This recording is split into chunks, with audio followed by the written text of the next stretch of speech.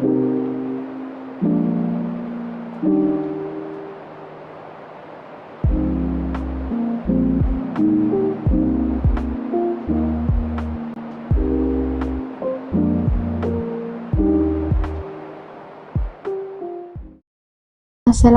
warahmatullahi wabarakatuh. Pada kesempatan kali ini, saya akan membahas terkait potensi pengembangan perikanan budidaya di Pulau Mantang. Jadi, Pulau Mantang yang terletak di Kabupaten Bintan di Provinsi Kepulauan Riau. Pulau Mantang merupakan salah satu wilayah pesisir yang masyarakatnya sangat bergantung pada sumber daya laut, terutama melalui aktivitas penangkapan ikan tradisional. Meskipun memiliki sumber daya laut yang melimpah, masyarakat di Pulau Mantang masih menghadapi beberapa tantangan, seperti pendapatan yang tidak stabil akibat musim tangkap, keterbatasan teknologi budidaya, serta sistem pemasaran yang masih bergantung pada pengepul. Namun, di sisi lain Pulau Mantang memiliki potensi yang sangat besar untuk pengembangan aquaculture, terutama karena kondisi perairannya yang tenang dan dekatnya wilayah dengan pasar premium seperti Singapura dan juga Malaysia. Komoditas seperti ikan kerapu, kakap, kerang hijau, dan rumput laut memiliki peluang pasar yang tinggi jika dibudidayakan dengan baik. Oleh karena itu, pendekatan ekonomi biru dan community-based fisheries sangat relevan diterapkan.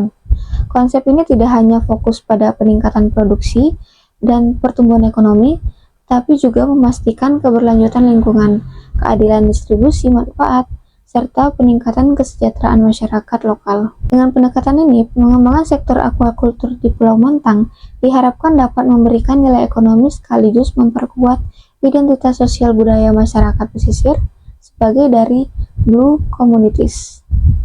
Selanjutnya bagian ini saya akan memaparkan bisnis model kanvas atau BMC untuk rencana pengembangan usaha perikanan budidaya berbasis komunitas di Pulau Mantang Bintan. Pada bagian pertama ada customer segments. Target utama dari usaha ini adalah pasar ekspor seperti Singapura dan Malaysia, kemudian hotel dan restoran premium di Bintan dan Batam, serta wisatawan yang ingin merasakan pengalaman wisata bahari. Selain itu, marketplace digital untuk jadi target pelanggan untuk memperluas jangkauan penjualan. Lalu untuk value proposition, produk yang ditawarkan adalah ikan budidaya berkualitas ekspor seperti kerapu dan kakap merah yang diproduksi secara berkelanjutan dan dapat ditelusuri asalnya.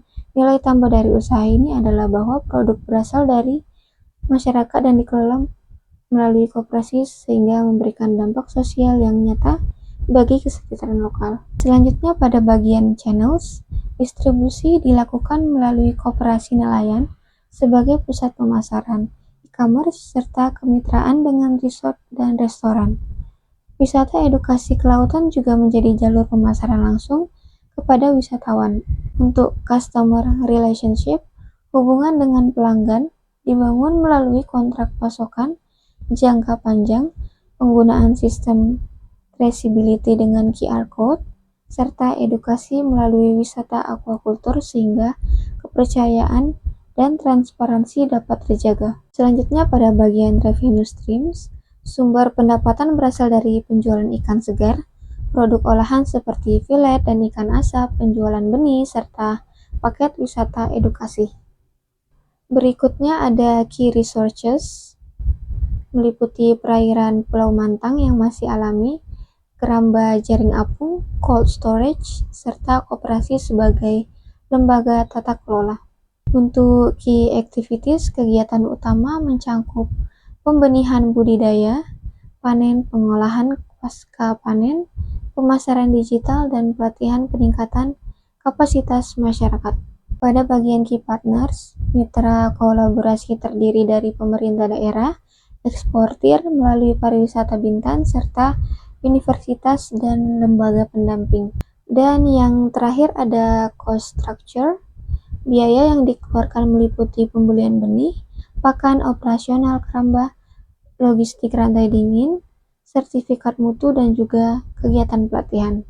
Secara keseluruhan, BMC ini dirancang mengikuti prinsip ekonomi biru yang menekankan keberlanjutan lingkungan dan efisiensi sumber daya, serta community-based fisheries.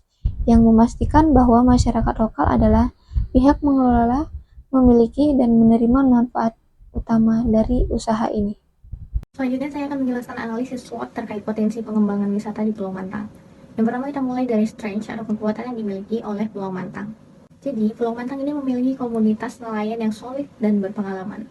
Nah, hal ini menjadi model sosial yang sangat penting untuk membangun wisata berbasis masyarakat. Selain itu, kondisi perairan di pulau ini juga sangat alami dan tenang, sehingga cocok untuk aktivitas wisata bahari seperti snorkeling, memancing, ataupun island hopping. Masyarakat di pulau ini juga cukup terbuka terhadap program baru, sehingga peluang untuk melakukan pengembangan wisata dapat lebih mudah diterima. Selanjutnya ada weakness atau kelemahan dari Pulau Mantang. Kemampuan SDM dalam bidang pariwisata dan hospitality-nya masih tergolong rendah, sehingga dibutuhkan pelatihan dan pendampingan. Kemudian, infrastruktur pendukung wisata seperti penginapan, akses transportasi, dan fasilitas publik juga masih sangat terbatas. Selain itu, pengembangan destinasi wisata ini membutuhkan modal awal yang cukup besar, baik dari segi fasilitas maupun promosi. Kemudian kita melihat opportunities atau peluang pengembangan. Nah, lokasi Pulau Mantang yang dekat dengan Batam menjadi nilai strategis karena Batam merupakan pintu masuk wisatawan dari Malaysia dan dari Singapura. Tren wisata bahari dan ekowisata saat ini juga semakin meningkat, sehingga Pulau Mantang ini berpotensi besar mengikuti tren tersebut. Selain itu ada dukungan pemerintah daerah dalam mendorong pengembangan destinasi wisata baru. Terakhir adalah threat atau ancaman yang perlu diantisipasi dari Pulau Mantang. Perubahan cuaca ekstrim dapat mengganggu aktivitas maritim dan pariwisata. Kemudian fluktuasi harga ekspor hasil laut juga berdampak pada kondisi ekonomi masyarakat setempat. Tidak kalah penting, jika pengembangan wisata tidak dikendalikan dengan baik, dapat menimbulkan risiko kerusakan lingkungan. Jadi, dari analisis SWOT ini, kita dapat melihat bahwa Pulau Mantang ini memiliki peluang besar untuk berkembang sebagai destinasi wisata bahari. Namun tetap membutuhkan penguatan SDM dan infrastruktur, serta pengelolaan yang berkelanjutan. Nah, selanjutnya ada strategi implementasi POAC. Yang pertama itu ada planning. Nah, di planning ini ada menyusun paket wisata keramba plus tur laut. Yang kedua, ada menetapkan target kunjungan dan peningkatan pendapatan komunitas. Yang ketiga, itu menyiapkan fasilitas dasar seperti dermaga mini atau jalur wisata. Dan yang terakhir, itu ada merencanakan hilirisasi seperti produk olahan ikan dan kuliner lokal. Nah, selanjutnya ada organizing. Di organizing ini ada membentuk koperasi atau kube dengan struktur sederhana seperti ada ketua, budidaya, wisata, keuangan, dan pemasaran. Selanjutnya juga ada membagikan tugas.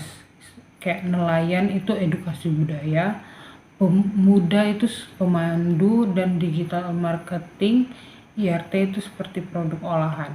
Nah, terus ada juga menetapkan SOP pelayanan, keselamatan, dan keuangan.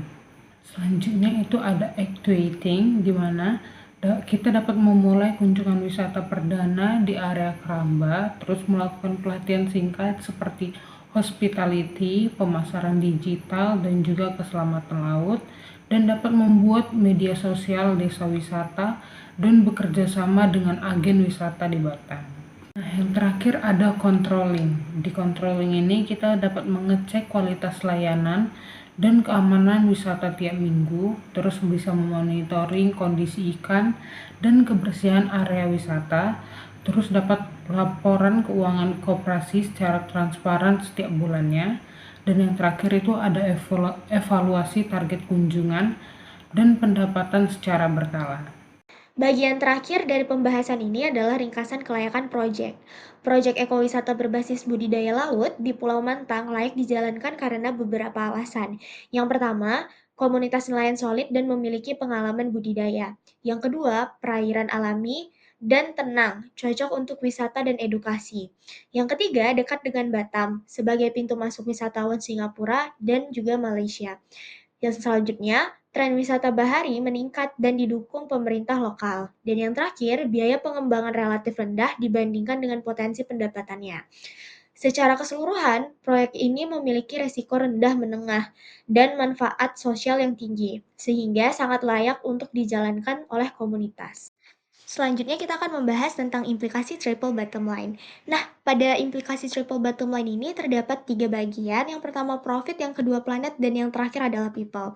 Kita akan membahas dari bagian profit terlebih dahulu. Di bagian profit ini, pendapatan masyarakat itu meningkat karena ada duanya sumber ekonomi, budidaya ikan, dan wisata edukasi. Selanjutnya, masyarakat juga punya lapangan kerja baru karena mereka bisa mendapatkan pekerjaan sebagai pemandu wisata, pengelolaan produk laut, logistik, dan pemasaran.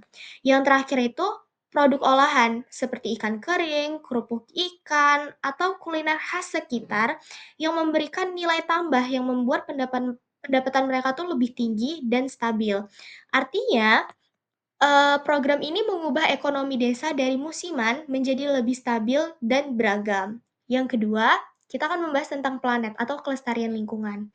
Di sini nih yang pertama adalah ekowisata dan budidaya terkontrol, membuat tekanan terhadap ekosistem laut itu menurun karena penangkapan liar itu berkurang. Nah, yang kedua, masyarakat jadi lebih sadar untuk menjaga kebersihan laut karena kesehatan laut ini mempengaruhi wisata dan hasil budidaya. Yang ketiga, budidaya ramah di lingkungan membantu mengurangi eksploitasi ikan di alam.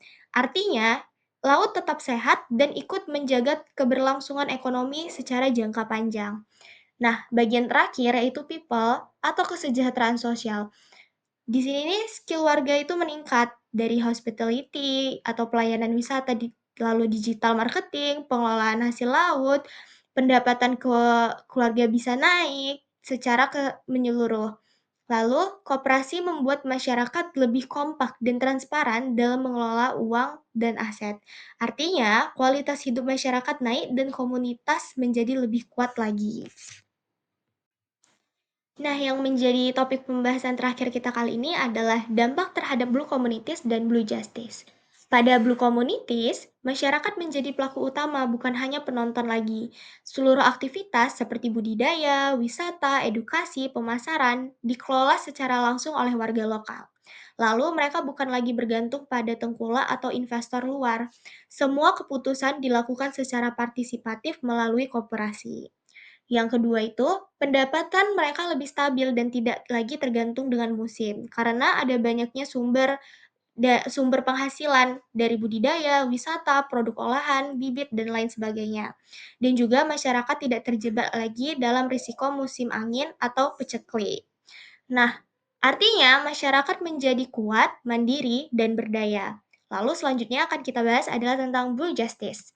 Koperasi memastikan pembagian hasil yang adil. Jadi sistem koperasi itu keuntungan dibagi transparan sesuai dengan kontribusi. Tidak ada lagi praktik yang merugikan nelayan kecil seperti harga yang dipres oleh tengkulak. Semua anggota dapat mengakses pasar yang sama. Yang kedua, hak nelayan kecil atas ruang laut lebih terlindungi. Jadi budidaya dan wisata berbasis komunitas membuat ruang laut dikelola bersama, bukan diambil perusahaan besar. Nelayan kecil juga tetap punya akses untuk menangkap ikan di zona mereka. Jadi adanya keadilan ekonomi dan keadilan akses bagi seluruh masyarakat desa.